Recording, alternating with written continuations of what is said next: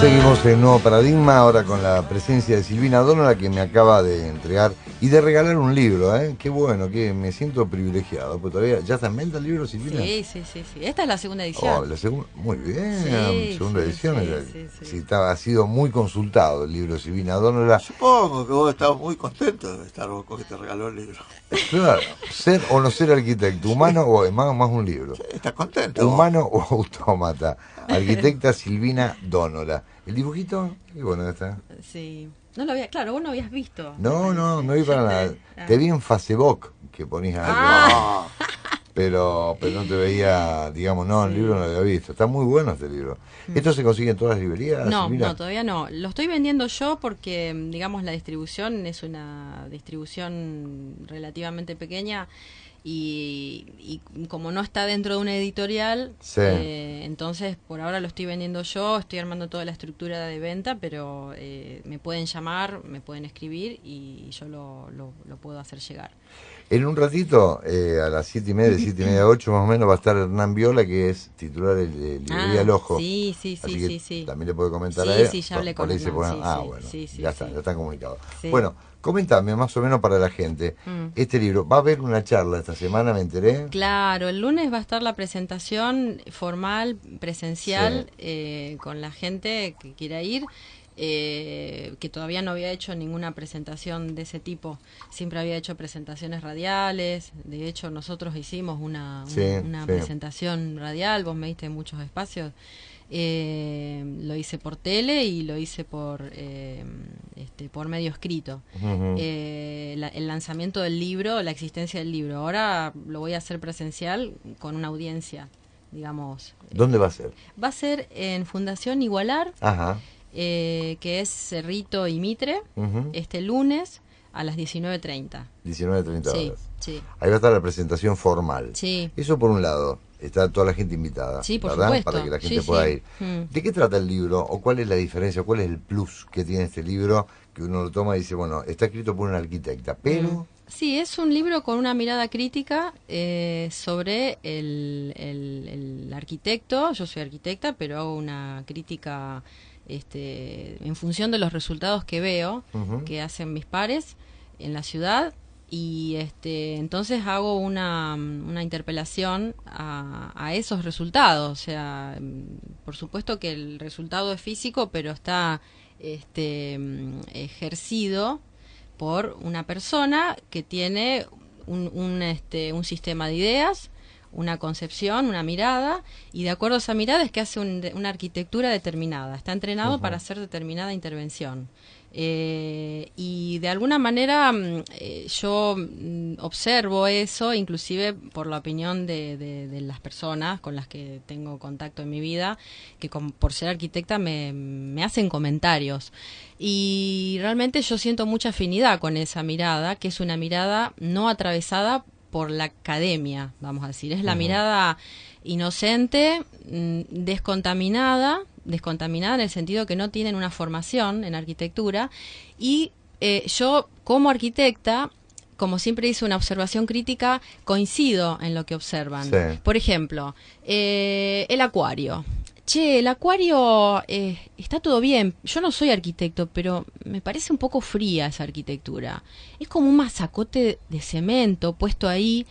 Y la verdad, no sé. Por ejemplo, hablaba con el hombre de la imprenta y me decía, yo siento como que ese edificio es como que vos llegás, haces la curva, hola, haces la curva de central y es como una cachetada, ¿no? Ujú. Otra persona me dice, es un edificio filoso. Filoso. Filoso, Sí. porque es muy angular, Ujú. es una figura geométrica pura. Entonces las personas van utilizando palabras para definir y que son muy interesantes las palabras que usan. Y eso lo hacen desde la intuición, pero que es una intuición que no está tan desprovista, digamos, de inocencia, justamente. Ujú. Porque nosotros siempre estuvimos en relación con el espacio, las personas, todas, digamos, el lugar, las guaridas son espacios de refugio, son espacios de desarrollo de la vida. es donde dormimos, donde comemos, donde trabajamos, donde nos aseamos. Entonces, históricamente siempre tuvimos contacto con los espacios y con diferentes interpretaciones, con lo cual tenemos históricamente una relación muy íntima con la espacialidad. Claro. Con lo cual, el arquitecto es una invención muy posterior que intelectualiza el espacio, pero las personas tienen una memoria, antropológicamente hablando, de la espacialidad muy anterior. Viene con el fenómeno, digamos, social de aglutinamiento de civilizaciones en un mismo sitio, al momento, digamos, de hacerse territoriales, ¿no? De hacerse, anclarse en el lugar. Pero antes de eso también había un refugio. El gesto de taparse con una hoja ante la lluvia es un acto arquitectónico y es instintivo, y no hay tampoco una intelectualidad. O sea, hay una intelectualidad en rigor, porque es digamos, un razonamiento, ¿no? Es un problema-solución. Entonces yo escucho mucho y doy, digamos, mucha cabida a esa intuición, que es un respaldo milenario que tenemos los seres humanos y que antecede por milenios a la concepción que pueda llegar a tener el arquitecto luego en la historia, y luego también de hacer una validación de reglas. De reglas. Luego construye reglas de buena arquitectura o lo que fuere. Ahora, cuando vos ves una arquitectura moderna, digamos, diseñada por un profesional, es una arquitectura que habla más bien del gueto arquitectónico, del academicismo o de lo que se conforma dentro de ese ámbito, y que le corresponde a los eruditos como tales, a los especialistas. Por lo tanto, el que no pasa por esa escuela habla otro lenguaje, pero está más cercano al lenguaje milenario que al lenguaje académico intelectualizado. Entonces, está más cerca de sus intuiciones, está más cerca de su memoria milenaria y está más cerca de su aparato fisiológico, inclusive. ¿Por qué? Porque es más una reacción instintiva. Cuando vos decís que el acuario es un bodoque o es una cosa afilada, estás hablando de algo que tiene mucho contenido. Esas palabras encierran mucho contenido, ¿no? No es una pavada lo que estás diciendo, porque en rigor lo es. Es una cosa que está puesta en un lugar que no tiene nada que ver con el contexto, está descontextualizada de la naturaleza, de lo que significa la relación, la funcionalidad, ¿no? Es como que está puesta. Está puesta, está cerrada, es una arquitectura autista, porque habla consigo misma, le da la espalda a la ciudad, al río, a la naturaleza y a las personas. No tiene sentido histórico, no tiene sentido identitario, es una arquitectura que yo llamo híbrida. Y cuando hablo de humano o autómata, hablo de eso. ¿Cuál es el sujeto que hace eso? ¿Lo hace un humano o lo hace un autómata? Yo creo que lo hace un autómata, porque el autómata es una persona que está tomada por un dogma, por una reglamentación que está sacada de la historia, y es un convenio que se crea para hacer una diferenciación de lo que para todo el mundo es una buena arquitectura.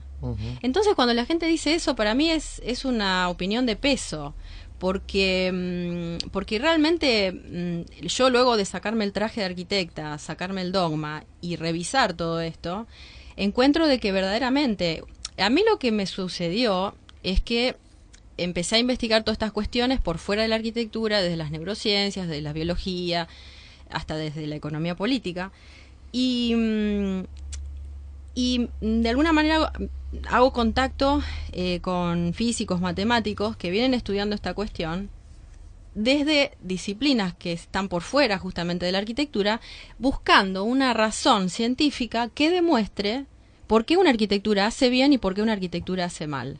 Eso es un registro que el arquitecto no lo tiene, porque solamente se dedica a la expresión plástica, a la especulación plástica, y también se hace una especulación de creatividad, con lo cual vale todo, porque como es un arte, se la considera dentro de un arte, vale todo. Y dentro del espacio humano no puede valer todo, porque nosotros tenemos un aparato biológico, fisiológico y cultural y antropológico que no vale todo dentro de ese campo. ¿Por qué? Porque si vos me haces un piso de vidrio y abajo tengo un subsuelo, a mí me da vértigo.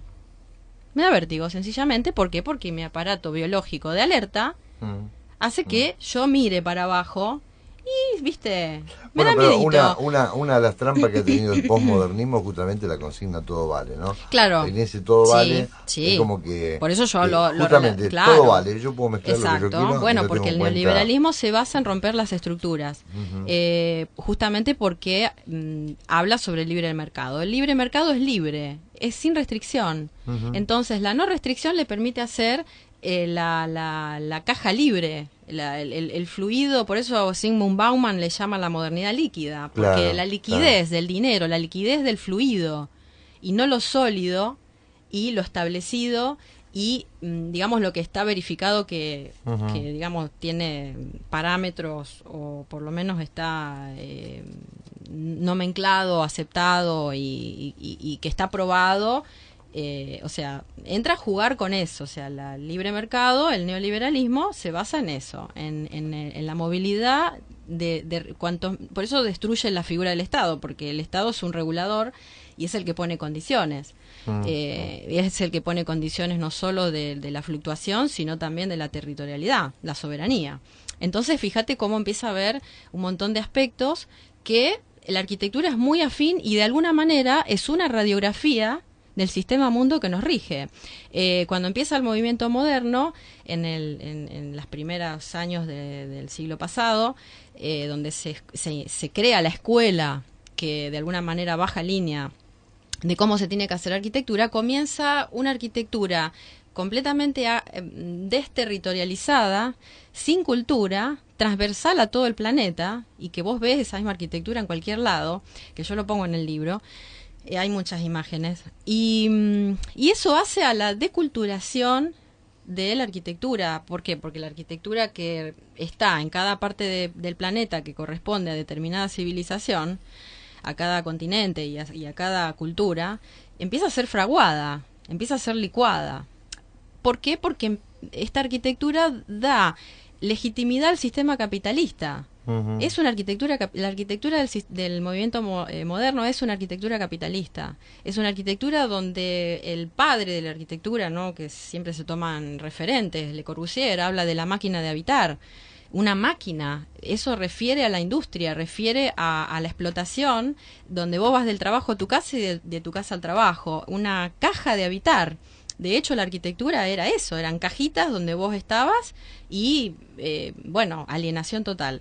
Entonces, cuando uno busca registros de una arquitectura humana que me contenga, que me represente, que hable de mí, que me deje expresar y que no me moleste, que no me intervenga con geometrías absurdas, es una arquitectura que tiene más que ver con la era preindustrial y que era generalmente una arquitectura hecha sin arquitectos. Eso es lo que a mí mayormente me llama la atención.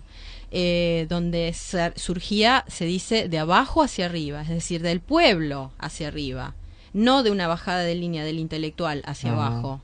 No, yo te digo cómo vos tenés que vivir, sino que la gente lo representaba intuitivamente, como representaba sus ropas, sus comidas. ¿Los barrios, Silvina? ¿Los barrios mantienen más esa cuestión ideológica, por decir, de abajo hacia arriba? Sí, de alguna manera, cuando, digamos, la ciudad tiene determinadas identidades. Hay barrios muy reconocibles, vos decís Parquefil, y cada uno en su cabeza puede sintetizarlo de alguna manera. Podés identificarlo. Vos decís Chesortu, podés identificarlo de otra manera. Arroyito, podés identificarlo de una manera. Tienen cualidades que les son propias. O Alberdi, o Fisherton. Tienen cualidades que les son, como Barrio Rucci. Todos tienen algo que habla, es una característica que habla de ellos. Ahora, claro, con la especulación inmobiliaria lo que está sucediendo es que toda esa identidad se empieza a desfigurar. Sí. Se empieza a romper. ¿Por qué? Porque justamente, otra vez, la explotación del suelo no tiene ni ética ni patria. O sea, se hace lo que sea donde sea, porque lo único que está en juego es la explotación del suelo. Entonces, donde antes había una casa, ahora conviene hacer construir para arriba para replicar el valor del suelo. Entonces, es ahí donde la ciudad está en un alto grado de desprotección, porque está, digamos, destruyéndose lo que antes era un valor. Ujú. Ahora la explotación del suelo no mira por el valor identitario de un sitio, no le interesa, no está en discusión eso. Seguro. Solamente es, digamos, ¿dónde más puedo yo meter algo para explotar? ¿Dónde más? ¿Qué me queda? Bueno, esto, volteemos, saquemos, demoler, desaparecer del mapa lo que era antes valioso, no me interesa, yo quiero sacar rédito. ¿Por qué? Porque la arquitectura se convierte en un commodity. El metro cuadrado, ¿no?